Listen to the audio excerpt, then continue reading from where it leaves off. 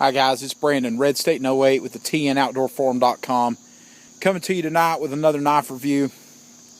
And I know that these reviews have been quick and simple. You can check out a lot of the prep work at www.TNOutdoorForum.com. We've got quite a bit posted on there about the combat ready line of knives, and this knife deserves the absolute utmost respect in the form of an interview. Coming to you tonight to have an interview of the combat ready Wave Bomber. Now this particular knife does come in 3 different handle color variations. There is an olive green, there is like a coyote brown or a coyote tan color as well. This is the black offering that is in the knife. The knife itself, the blade is right at 4 inches long. The handle's right at 4.5. One of the things that's uncommon to all but one of the other combat ready folders is that this particular knife also, along with the Propaganda, are the assisted opener line of knives. One thing that I love about this knife, even above the Propaganda, is that this knife, the open on it is just so smooth. It just flicks, got a good positive lockup once it opens up. You can see there the combat ready eagle that's etched on the blade. Titanium nitride coating all throughout the blade, guys. The thumb studs on this knife are solid as a rock. There is no give in the thumb stud.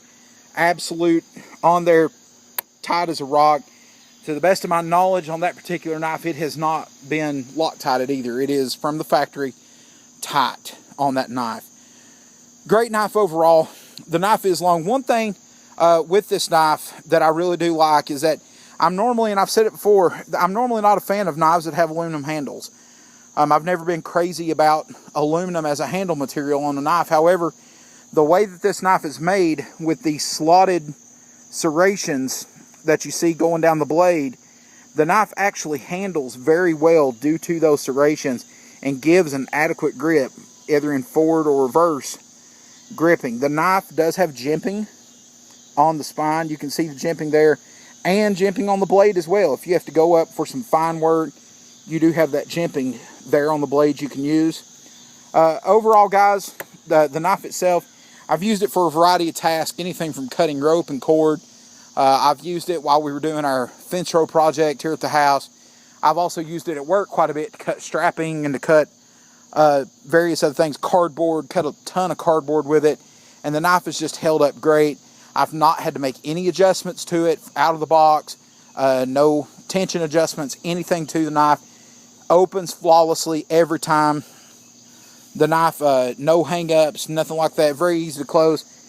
The knife is a liner lock, has a 440 liner that it's not titanium nitride coated or anything like that. It is just some type of a paint or a finish that they put on there.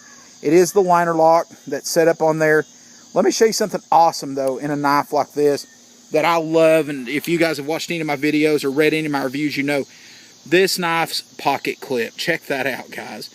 For a knife this large, and this is not a small knife, guys, for a knife this large, that pocket clip is phenomenal. You say, why is that pocket clip so great as opposed to other ones? Look at that. That pocket clip buries that knife completely in your pocket. There is no hangout. You don't have a tab at the top to pull on to get caught on things. It literally buries the entire knife in your pocket, guys. I love it. I love it. The only downside to the pocket clip is, as you see, it's only positional in one spot. There are no other tappings in the knife handle. To me, well, here guys, let me explain it in this term. And a lot of people say, well, you know, they can make their knives better and they can make them have holes on that. Yeah, they sure could, guys. Every time that they set, when they press this metal and they go in to make these knives, every hole that is drilled increases the product cost and the production cost of one of these blades. So in order to tap one of these knives to have multi-positional pocket clips, you're talking about adding extra dollars to the production and the assembly of the knives, guys, and that drives the price of the knives up. Now, one of the big sellers on these knives is the fact that they are made like a tank, and this one is no exception to that, and the fact that the knives are made at a price point that literally anybody who needed a high quality folding knife, high value folding knife, would be able to purchase one of these and be absolutely satisfied with the product that they receive. I'm confident that if you purchase this knife, you use it, you're going to be satisfied with the product. And in a lot of cases, you do truly get what you paid for. I feel like that there are some exceptional cases, and that this is one of those where you get more than what you pay for. And guys, this is what I've grown to expect from the Combat Ready knives. I just want to let you know, all but the one little incident, the Puzzle Darko.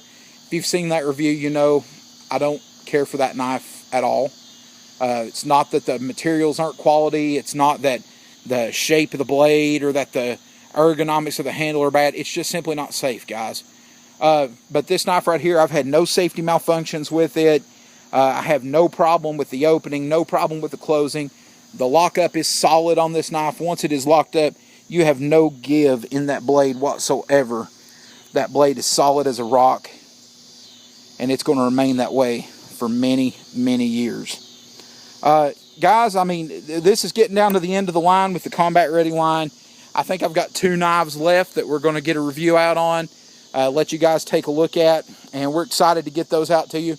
One of them I'm carrying right now. It's still in pocket. One of them I've yet to start testing and carrying, and I've still got a little weight on that.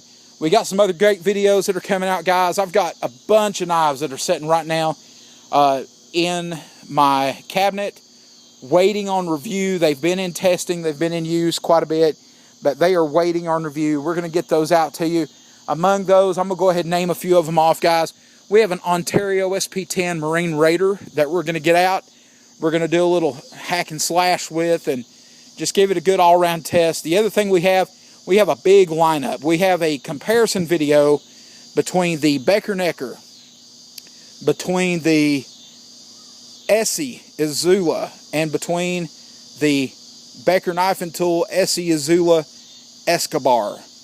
And if you guys know anything about that knife or those knives, I think that this should be a really interesting comparison and test to show what the benefits of one over the other are and what the benefits are when you combine the 2 knives together.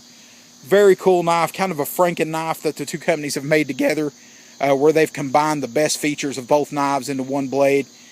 Very impressive blade. I carry it quite a bit as a neck knife. Love the knife. Guys, if you have any suggestions or if you have any questions about any of the knives that we've reviewed on the channel, don't forget to leave us a comment and let us know. Send me a message. You can email me at redstaten08@gmail.com, or you're welcome to leave me a comment below. Or if you want to travel on over to the forum, you can certainly leave messages on there. All of these videos are posted with a brief written review of each one of these knives. You're welcome to go over and read the written review as well. Sometimes there'll be some additional information in there. We do still have the giveaway going for a couple of Combat Ready knives on there. Would love for you to come and sign up for that. If you have any other questions, guys, feel free to let me know. Thank you very much for your time, and always, you guys have a good night.